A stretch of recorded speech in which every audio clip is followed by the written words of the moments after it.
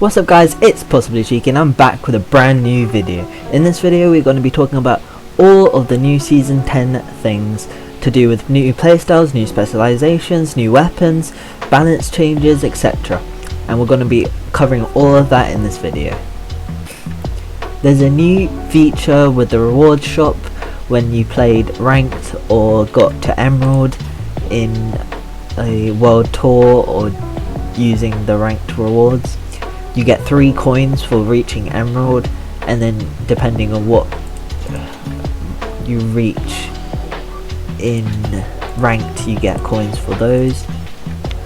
You have really nice skins for them, especially I'm a light main, so I've got the M11 skin and it looks really nice. Alright guys, we've got the new weapon, the Chimera XB. It's a semi-automatic crossbow which looks very sweet. Its shooting animation is very satisfying to look at. It has 15 bullets. Its reload speed isn't too slow, as you can see there. It's got a body damage of 45 and then a headshot damage of 67.5, which I think is enough to just around 3 shots a light. It's a very satisfying weapon, as well as it's got really nice hip fire. As you can see, it's quite accurate. Oh yeah, there you go. I'm using it with the holographic, no, the red dot sight, but you can add, I think there's 6 different sights you can add to it. Alright, jump into the specialization that has been added. It's the Shockwave, which is right here. You can hold it down. I don't think it's gonna give like a load up, but it just looks really nice. I'll show you a quick snippet of what it can do. You basically throw it down and it launches you and the enemies away, which is really nice. You can get it off cash points, or you can use it to do like a jump, which I think is so satisfying. You can finally reach those hard to reach places. Let's say you're trying to get up all the way up there. Oh yeah, that just feels so satisfying. Alright, we've also got the new gadget, the hover pad. I think you can use it with a jump pad. So let's say you're going for a jump pad. So you go up and you can just place it right underneath you, giving you some high point to maybe take some people down. I also think this is a great way to save yourself from falling off the void or something, but I think you can also throw some goo on it and then try and make yourself like a little platform. But it doesn't have much health. 1, 2, 3, 4, 5, 6, 7 shots with the crossbow is gonna break it. There's also a new playstyle called the Aerialist. I think I'm saying that right. Using the Shockwave and the Chimera. There's also a few ranked changes. You can, let's say you have a friend who has 10,000 more or less RS than you. That means you would not be able to queue with them for ranked unless you're in a trio, and that still applies. I don't think this applies to many people. I think it said that only 5% of people only applies to 5% of people, which is really not that big of a deal. There's also been some new controller additions. There's been a controller rework and an input improvements. Basically, it gives you new customizability and addressing long-standing input issues. So if you have had some trouble with controlling, then I think it should be solved now. There's also been some quality of life improvements with a new MVP screen for the entire match. And there's also been a new UI for match stats towards the end of a game. Alright, so now for some balance changes. The Data Reshaper can now reshape objects through Dome Shield and Mesh Shield. Alright, for now, the lock bolt. Now its cooldown is decreased to 40 to 30 seconds, with its lock duration from 8 to 7 seconds, meaning you have less time for them getting attached, which I don't think is the biggest issue. I think it's actually better because it means that you can throw it down more often. Now for the nullifier. The cooldown has been decreased from 25 seconds to 18 seconds, which is kind of crazy because that's a whole 7 seconds, but it does mean you can use it more often. Okay, Sonar Grenade has also gotten a buff with a cooldown from 40 seconds to 34, meaning it's decreased, which means you can use it a lot more often. The Thermal Ball now has a buff with its cooldown being from 35 to 25 seconds, meaning you can shoot the other one quite quick, so much faster. I don't use it much myself, but I think it's a pretty cool addition. Alright, now for some specializations. The cloaking device's minimum cloak duration has been increased from 11 to 13 seconds. It's also increased the maximum cloak duration from 27 seconds to 29 seconds, meaning you can be cloaked for much longer. Blop. The Dematerializer.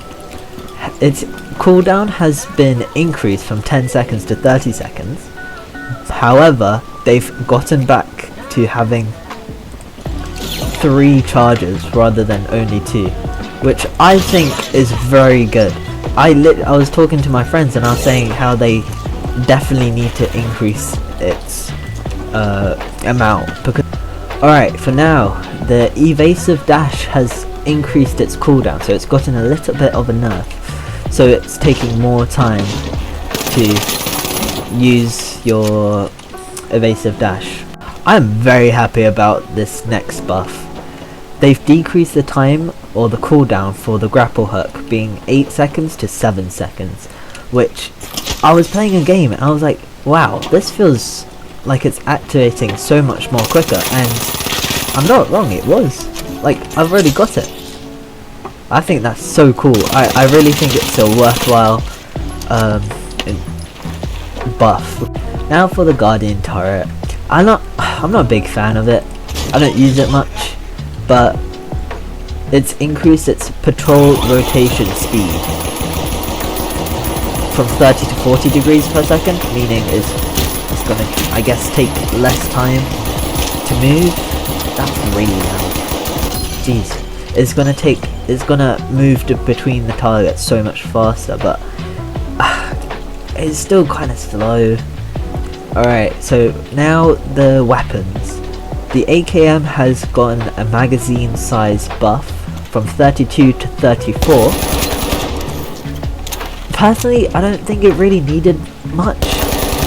I mean, I haven't been using the AK as much. I usually go for the Fakar, which has also gotten a buff, which I'll talk about soon. But I really don't think the extra 2 bullets is gonna do much. If it was a few more, then maybe, but I think I'll still take the extra 2 bullets. You can always ask for more bullets, but I don't know, I just feel like they didn't really need to add it. Alright, so now the CL40.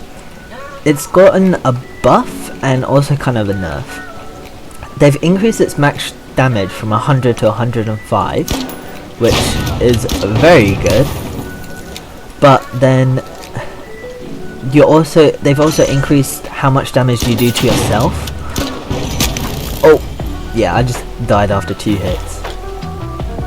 They've also increased the damage modifier at the edge of the blast from 90 to 75%, meaning that I think it won't do as much AoE. Yeah, see? That little bit of change did no damage. Alright, so now for the Fakar. They have increased its RPM from 520 to 540. Like, that was instant, bro. That was just... Oh yeah, yep. I really like this change. I don't know, it just feels more smooth in the hands. I think it feels much nicer. And my game crashed, I think. I usually use the Fakar, so I really like it. Now for the minigun. They've increased its magazine size from 250 to 300. Just so you can frickin' wreck through people as you want.